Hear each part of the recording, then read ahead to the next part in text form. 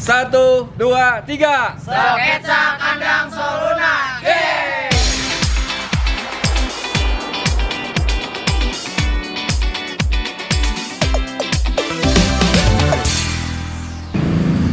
Bismillahirrahmanirrahim. Assalamualaikum warahmatullahi wabarakatuh. Waalaikumsalam warahmatullahi wabarakatuh. Oke, ketemu lagi dengan saya Dedi Wahyudi dari Kandang Soluna, Jati Asih, Bekasi, Jawa Barat. Kepada seluruh rekan-rekan di seluruh tanah air, semoga dalam keadaan sukses dan sehat selalu ya. Amin ya robbal alamin. Nah, kali ini saya akan bahas masalah pertanyaan yang banyak sekali ditanyain sama saya nih, baik dari pengguna Soluna atau pengguna mobil yang lain.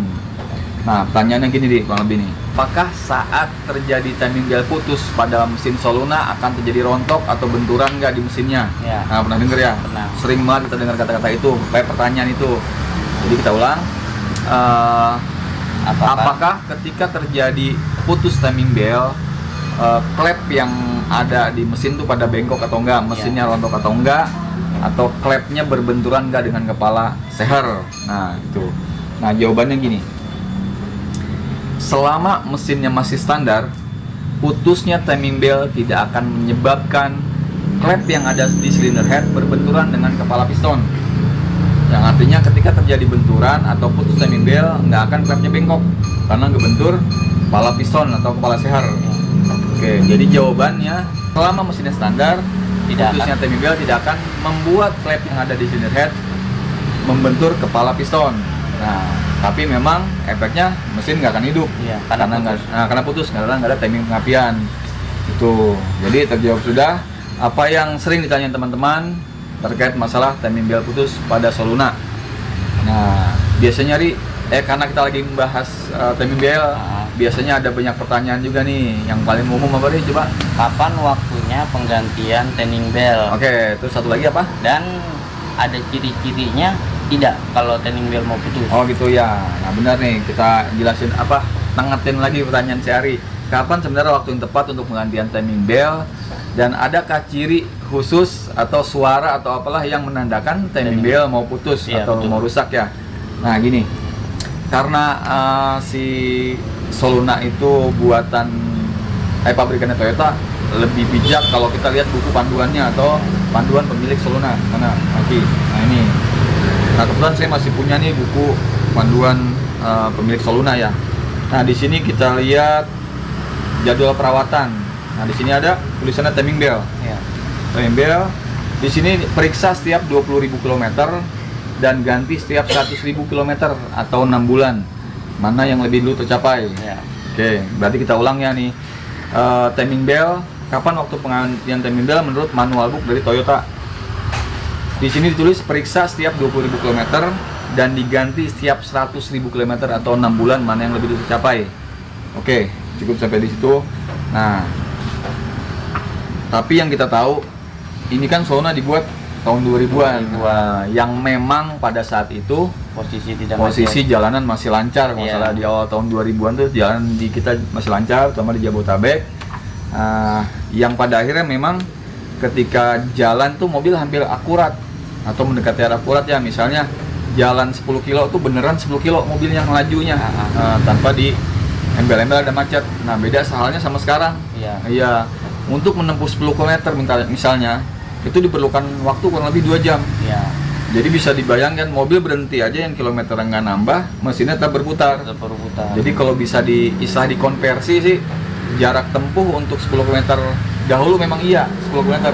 Kalau sekarang perlu 2 jam, yang kurang lebih jadi 100 km-an kurang lebih ya, kurang lebih gitu. Kalau dari sini ke puncak kan, itu karena perlu waktu 2 jam, kurang lebih seperti itu. Nah akhirnya karena kondisi saat diproduksi Soluna di tahun 2000-an itu dengan kondisi saat ini dan dengan praktek di lapangan, praktek kita di lapangan itu kan sering melihat ya, minta dicekin segala macam. Akhirnya kita bisa simpulkan gini, kendaraan dibagi 2. Ada kendaraan yang dipakai buat harian atau buat mobilitas sehari-hari, dan ada mobil yang jarang pakai. Karena jalanan macet, dia kerjanya pakai motor, akhirnya dipakai cuma weekend doang atau kondisi tertentu, yang sehingga kilometernya rendah ya, dan sulit mencapai untuk kilometer yang diinginkan sama pembuat. Nah jadi dari sisi itu kita bagi lagi tadi penggunaannya yang dipakai harian atau mobilitas sehari-hari. Setelah saya pukul rata nih atau melihat dari pengalaman kita di bengkel, jadi maksimal 20.000 km atau maksimal 4 bulan pengecekannya. Pengecekannya setiap 4 bulan atau 20.000 km. Kalau penggantiannya bang? Nah kalau penggantiannya dia dicepetin maksimal 1 tahun atau 100.000 km, mana dulu yang lebih tercapai itu. Nah sedangkan untuk mobil yang jarang pakai atau buat weekend doang, dia pasti sulit untuk mencapai 20.000 km tuh, karena kan jarang pakai ya. Nah dia disarankan maksimal 1 tahun. 1 tahun untuk pengecekan dan maksimal penggantian 2 tahun. Berarti penggantiannya di 2 tahun. Maksimal 2 tahun ya. Karena untuk menempuh 100.000 km itu bisa 5-6 tahun. 5-6 tahun baru diganti. Iya. Nah, cuman kan yang kita tahu itu timing belt sendiri kan, timing belt sendiri terbuat dari karet yang pasti punya usia pakai. Terlebih dia di dalam mesin kena panas, kena dingin. Pasti karena karet ada melarnya ya, melarnya, terus pasti elastisitasnya juga berkurang atau kualitasnya ada penurunan kualitas. Yang pasti namanya karet kena panas dan usia pakai yang cukup lama pasti mudah rapuh atau kutas. Nah itu salah satu yang menjadi penyebab timing beltnya putus. Nah iya, rekan-rekan mungkin nanti ada yang bandel, ini punya saya nggak apa-apa ya, terlihat masih bagus. Nah karena tadi karena dari material timing belt itu di karet, biasanya dia nggak selalu putus seperti ini. Nggak selalu putus itu bang? Nggak selalu, bahkan kasus putus itu jarang. Yang sering itu malah kasus gigi ini kan, gigi ini rontok. Nah ompong merontok nih, sehingga ya tidak ada perkaitan antara gigi sproket bawah sama atas. Nah itu jadi nggak melulu si timing belt putus. Kayak gini kan, ini putus enak kelihatan. Nah kadang timing belt bisa nempel tapi tidak berputar karena giginya ompong di sininya, giginya habis. Nah gitu, jadi ketimbang yang nyusahin di jalan, mending dipikir tuh di planning untuk penggantian timing beltnya gitu.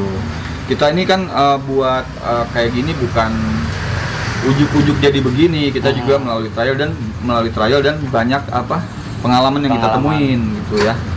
Nah, terus kalau dipertahankan memang bisa jadi retak kayak gini nih, karena tadi kualitas karet yang punya usia pakai kurang lebih begitu. Nah terus tadi ada nggak ciri-ciri timing belt mau putus?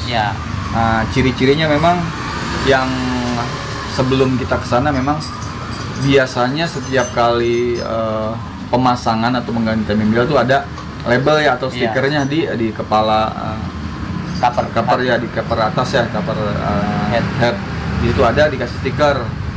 Nah terus misalnya kalau nggak sempet ditempel atau nggak terpasang lah atau terkelupas ya atau lepas, ya paling aman dibuka untuk melihat kondisi fisik. Jadi untuk ciri fisik sendiri dari suara segala macam agak susah. Nah, yang paling akurat adalah dengan melihat kalau nggak ada labelnya, nggak ada label penggantian atau stiker penggantian, dengan melihat kondisi fisik langsung masih mulus kah atau ada pecah seribu ya, pecah seribu udah retak-retak halus, atau lebih kalau udah yang retak-retaknya kasar kayak gini sudah pasti harus diganti, kurang lebih kayak gitu ya. Oke, udah jelas. Jadi kita pakai dua nih, pakai manual book dari si produsennya sendiri dari Toyota atau dari pengalaman kita di lapangan. Semua yang saya buat ini saya serahkan semua kepada rekan-rekan semua, mau ikutin dari kita atau dari sini, itu aja. Pokoknya saya tidak ada penekanan untuk ikutin dari apa yang saya omongin gitu ya. Itu ada lagi pertanyaan Bang Ari? Udah cukup. Diem banget ya Teh. Oh, ya udah. Ya udah rekan-rekan semua, mudah-mudahan apa yang saya buat kali ini bisa bermanfaat dan bisa menjawab terkait masalah waktu penggantian, ciri-ciri, dan tadi apa yang paling utama, mesinnya rusak nggak ketika timing belt putus. Oh ya, sama untuk rekan-rekan senior di luar sana, koreksi ketika terdapat kesalahan dengan apa yang saya sampaikan, atau mohon lengkapin ketika ada kekurangan dengan apa yang saya bahas kali ini di kolom komentar. Dan untuk rekan-rekan yang ingin bertanya, boleh isi di kolom komentar, untuk selanjutnya kita diskusikan bersama. Oke, gitu aja kayaknya dari saya. Semoga bisa bermanfaat. Saya Dedi Wahyudi dari Kandang Sona mengucapkan banyak terima kasih. Wassalamualaikum warahmatullahi wabarakatuh.